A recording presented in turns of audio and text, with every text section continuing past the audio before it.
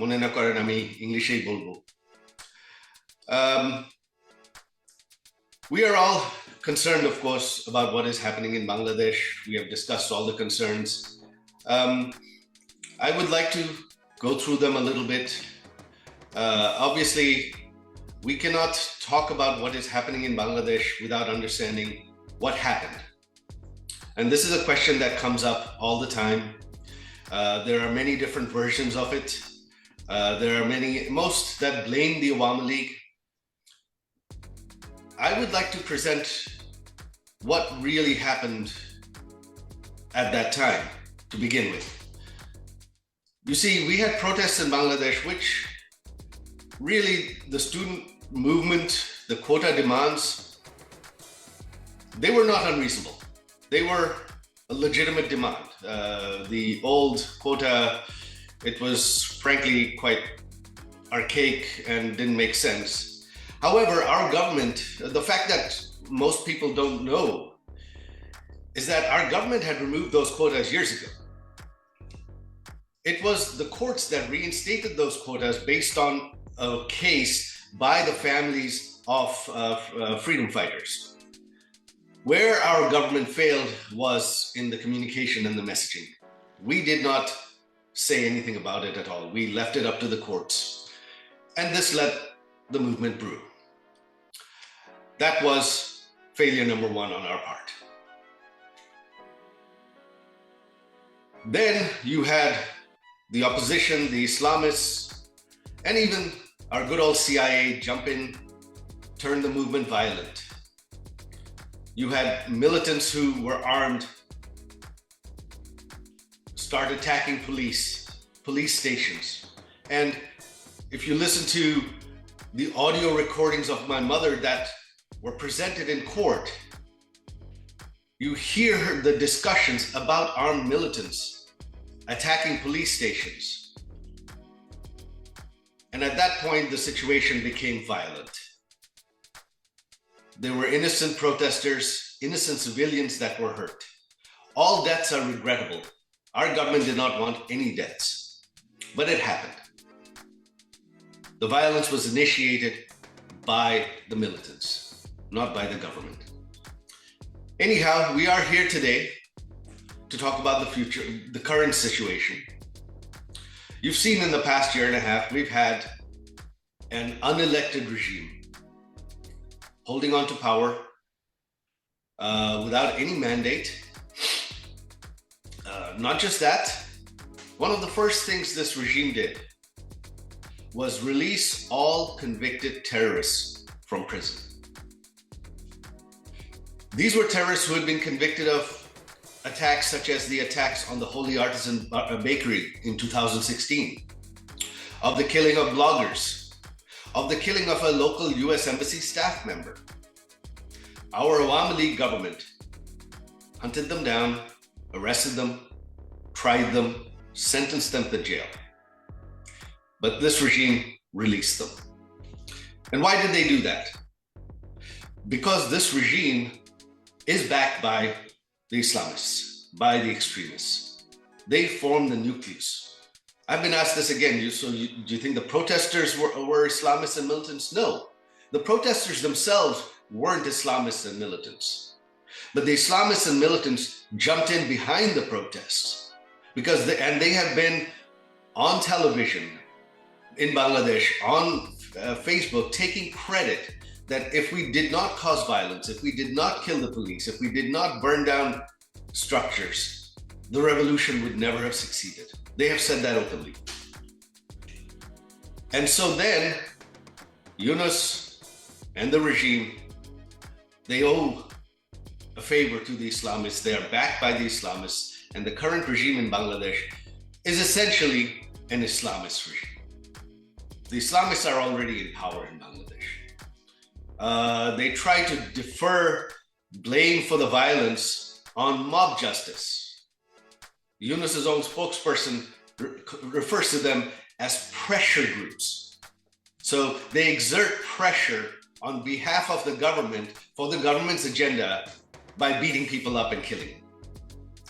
Judges, if you don't rule the way we want, we will surround your house and threaten to beat you up. Anyone who speaks against us, including the media, we will beat you up, burn down your media house.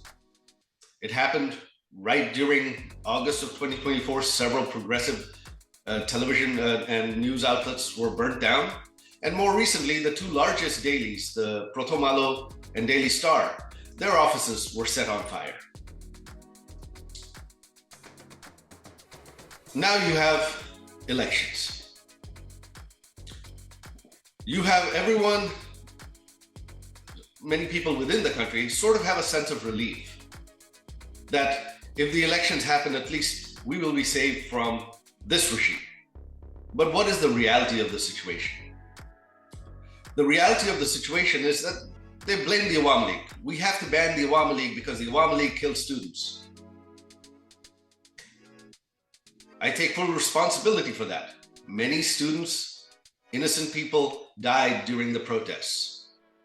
But many police officers, many of our own activists were also killed. The UN report lists 1,400 killed, but the UN report includes hundreds killed from August 5th to August 15th. 10 days after, for 10 days after our regime, after our government was no longer in power. Those were our activists. Those were police officers. The UN report, in a blanket statement, blames even the killing of police officers and the Awami League's own activists on the Awami League when the Awami League was no longer in power. That is how ridiculous the situation is. But anyhow, our government had promised, my mother herself had promised justice. Our government had formed a judicial committee to investigate all killings. The killings by police, the killings of the police, the killings of all civilians, all party activists, regardless of party. Our government did not give indemnity to anyone. We promised justice. This regime, of course, immediately issued an ordinance granting immunity to anyone for the killing of all police officers, all Awami League activists, anything else, because now they blame mob justice, not, that those killings were justified, so those who conducted those killings are above the law. That is the situation that we are heading into an election. And of course, these elections, they blame the Awami League, so they banned it. There's a de facto ban on the Awami League. However, there is really an in effect ban on all progressive parties. It is a two-horse race, just BNP and Jamaat-e-Islam. Jatiyo Party, the third largest party in the country, their offices have been burnt down. Many of their leaders are behind bars. Many of their leaders' homes have been burned down. They are not allowed to conduct any election activity, speak in public. Other smaller parties, all progressive parties, are being suppressed. This is a very, very one-sided election. This is not really an election at all. And what are the likely outcomes of this election? On one hand, you have the BNP, which is one of the largest parties in Bangladesh. Sooner or later, the BNP would have come to power. That was inevitable, which is fine. However, here is a point to note. You see, why is the US Embassy and the US State Department championing BNP and Tariq Rahman so much? There's a very simple reason for that. You see, Tariq Rahman was convicted based on evidence provided by FBI agents who had traveled to Bangladesh to testify against him in court. So the US has plenty of evidence to charge him with corruption and other things. They have chosen not to do that. Why? Because they have that in their hand. Under US law, the US takes upon itself the power that they can charge any foreign person in any country, including a head of state, and go arrest them. They have done that several times in Panama, even recently in Venezuela. I'm not debating whether those people deserved it or not, but the fact is the US can do that. So what does that make the BNP? That, you see, until recently, the BNP had vehemently opposed this referendum which would, without representation, change the constitution of our country. You see, our constitution has no scope for a referendum. Our courts have ruled that the referendums the military dictators held in the 80s and 90s were unconstitutional. Yet this regime is trying to hold a referendum again, even though it's not in the constitution. Courts have ruled that the referendums are unconstitutional, because that is the only way they can legitimately try to legitimize amending the constitution. And of course, in order to amend the constitution, you have to have a 2/3 majority. Well, if it was a fair election, it's almost impossible for one party to win a 2/3 majority on its own. There would have to be compromise. In this scenario, there isn't. So what you have now is Tariq Rahman and the BNP, who for months had vehemently campaigned against this referendum, just a few days ago made a complete turnaround and said, yes, vote for yes for the referendum. Until now, they had been telling their voters to vote no. Just a few days ago, Tariq Rahman himself announced, vote yes. Why? Because the Americans really want this referendum. The State Department really wants this referendum. Why? It weakens the powers of the Prime Minister. It weakens the government. It makes a single party government almost impossible, so that there would always be a coalition government in Bangladesh, which would always be a weak government that can be controlled. And Tariq Rahman at this point really has to follow the bidding of the US Embassy in Bangladesh, and even when he's Prime Minister, he will have to continue to do that, because if not, the US can always bring up the corruption charges against him and simply arrest him from Bangladesh and put him in prison in the United States. This really is the dream scenario for the US State Department, to have a Prime Minister whom they have that much control over that they can arrest anytime and bring to their prison, in which case he cannot dare go outside anything they ask. On the other hand, you have Jamaat. Now, mind you, historically, Jamaat has never had much of a vote base. Jamaat polls at 5 to 10% in the country. They have 5 to 10% vote throughout the constituencies, but they have very few stronghold constituencies. If the Awami League were running, Jamaat would be confined to 5, maybe 10% of the seats.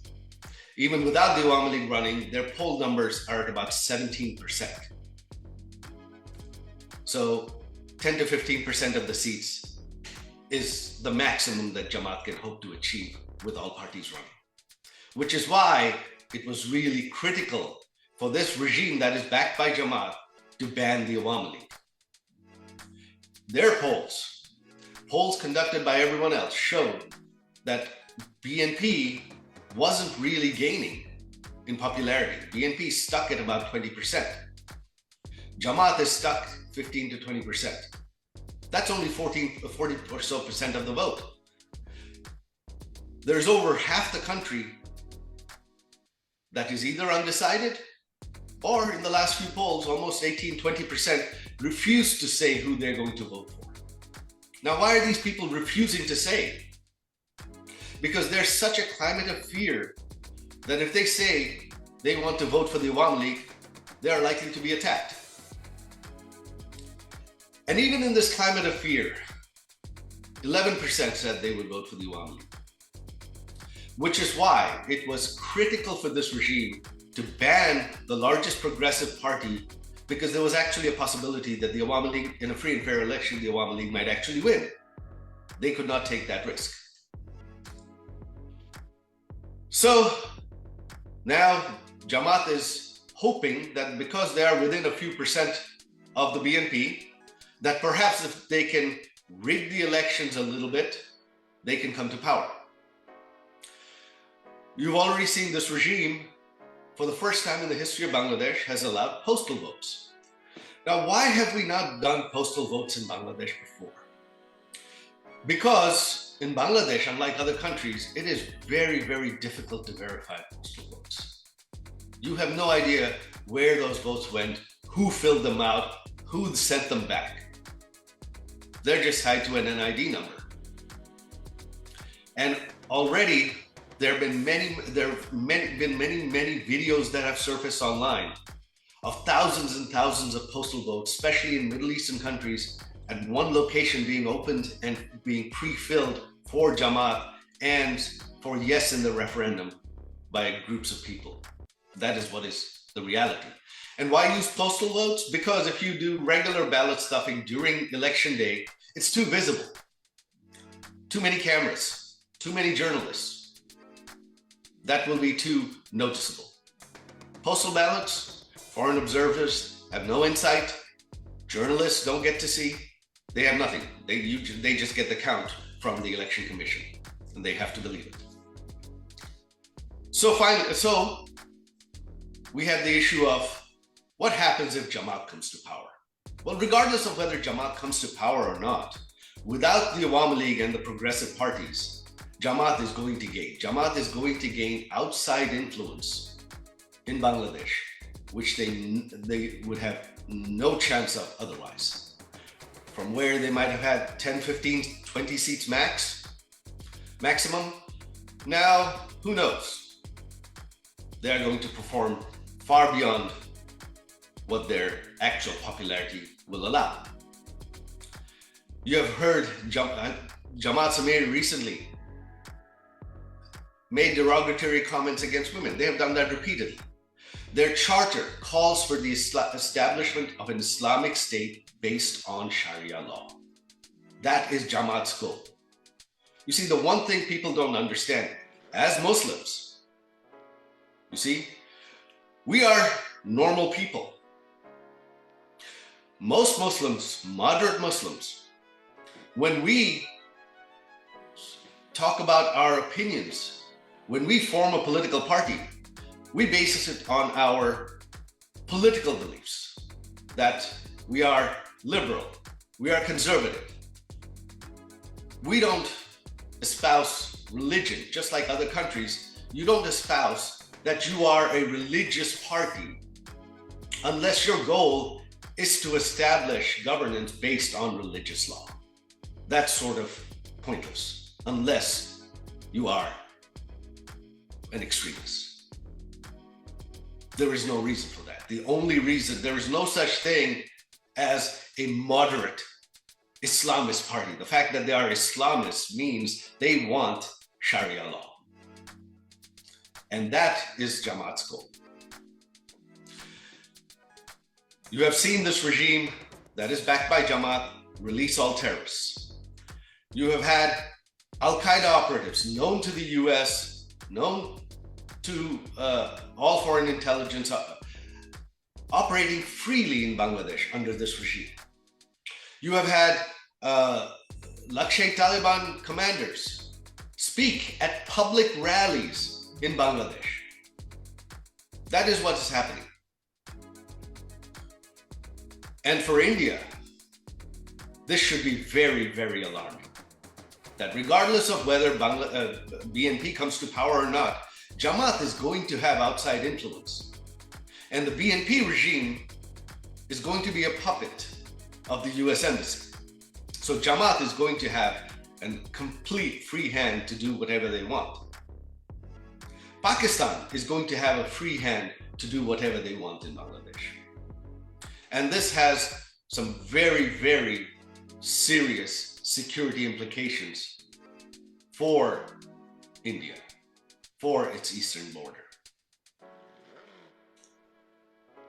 Now, Many in this government, in the Indian government, of course, feel that they're doing their best, but it's not possible.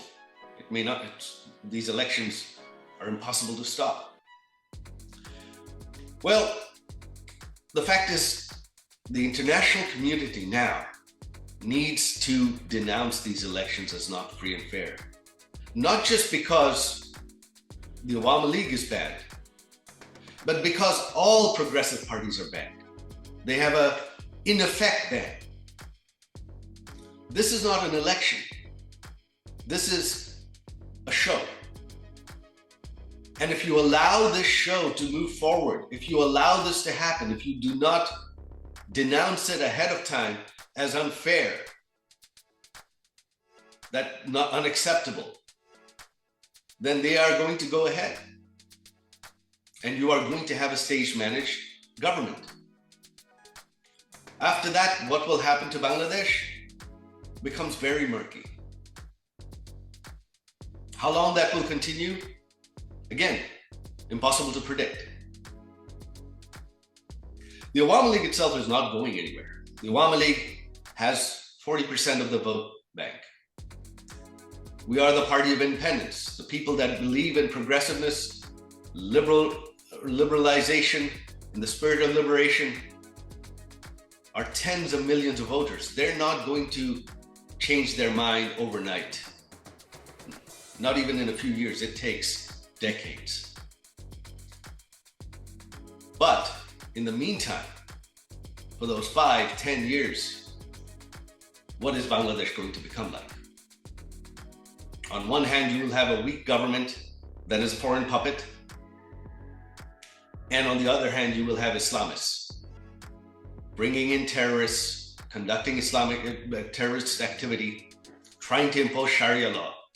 Minorities will be persecuted. Minorities will be fleeing the country. This is something that Jamaat, this is something that's been ongoing throughout. The only time in Bangladesh's history when minorities were absolutely safe, were the most safe, were the 17 years of the Awami League government. The only time in Bangladesh's history when Bangladesh was free from terrorism were the 17 years of the Awami League. The only time in India's history when its eastern borders were safe from insurgency from Bangladesh was during the Awami League's 17 years. These are facts. So I would like to thank the authors of this book for bringing out many of these facts to light.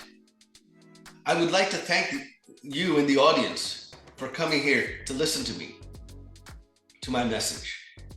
And I would like to appeal to the international community that if you do not speak out against these elections now, where there's less than 11 days to go, worrying about voter turnout is irrelevant because they are stuffing numbers, the voter numbers, through postal ballots. They're intimidating voters to force them to go vote. That is what is happening in Bangladesh today. So the voter numbers are going to be inflated from reality regardless because of millions of postal votes, billions of fake postal votes. So that is my appeal. If you want security in Bangladesh, and again, this is not on behalf of the Awami League. If the people of Bangladesh, you believe they don't like the Awami League anymore, that's fine. Then let them vote against the Awami League. Why fear the Awami League running in the elections then? I'm not afraid of that. But this is your last chance to do something.